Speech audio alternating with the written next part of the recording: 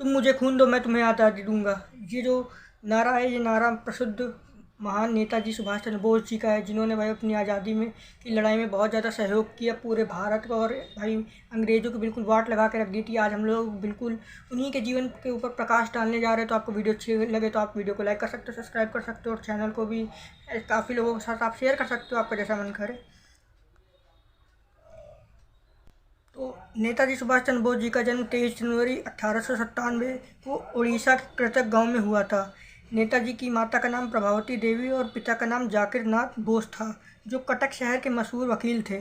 प्रभावती देवी और जानकी नाथ बोस 14 संतानों में सुभाष चंद्र बोस की 9वीं संतान थे। मतलब इनके माता पिता के 14 संतान थे, इसमें सुभाष चंद्र बोस जी थे वो 9 संतानों में थे।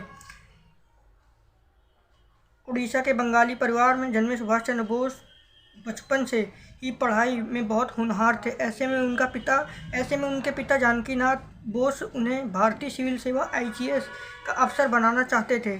सबसे पहले उनकी शुरुआती शिक्षा कटक के रानवेसा कैजिएट स्कूल से हुई थी। इसके बाद 1916 में उन्होंने कोलकाता के प्रसिद्ध प्रेसिडेंसी कॉलेज में दाखिला लिया। यहाँ से शिक्षा ग्रहण करने के बाद नेताजी उनके पिता सिविल सर्विस की तैयारी करने के लिए इंग्लैंड कैम्ब्रिज विश्वविद्यालय भेज दिया गया। उस समय भारत में अंग्रेज़ों के शासन के चलते भारतीयों के लिए सिविल सर्विस में जाना बहुत मुश्किल हुआ करता था। इंग्लैंड में सिविल सर्विस की परीक्षा में नेताजी को चौथा स्थान प्राप्त हुआ।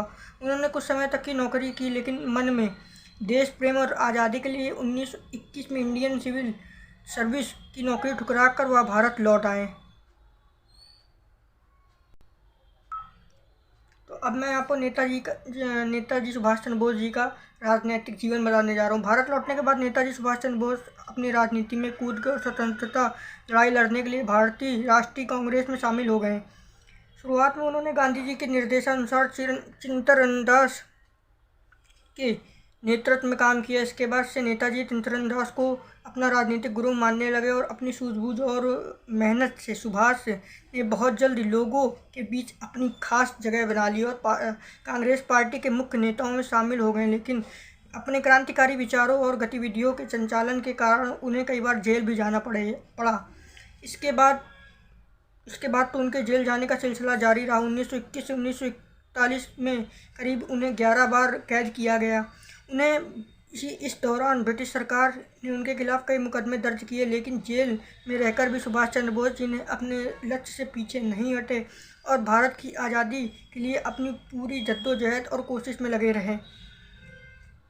इस तरह स्वाधीनता संग्राम में महायज्ञ में महत्वपूर्ण भूमिका निभाने वाले नेताजी 18 अगस्त 1945 को एक विमान में दुर्घटना से मृत्यु हो गई, परंतु उस दुर्घटना का कोई साक्ष्य नहीं मिला और न ही नेताजी का शव मिला। हालांकि सुभाष चंद्र बोस जी का मृत्यु आज भी एक रहस्य बनी हुई है।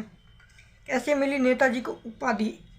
सुभाष चंद्र बोस जी को नेताजी और देश नायक की उपाधि कैसे मिली? तो आइए आपको बताते हैं कि जर्मन के तानाशाह एडोल्फ हिटलर ने सुभाष चंद्र बोस को सबसे पहले नेताजी कहकर बुलाया था, जिसके बाद से उन्हें सब नेताजी ही बुलाने लगे। वही नेताजी के साथ साथ उन्हें देश नायक भी कहा जाता था।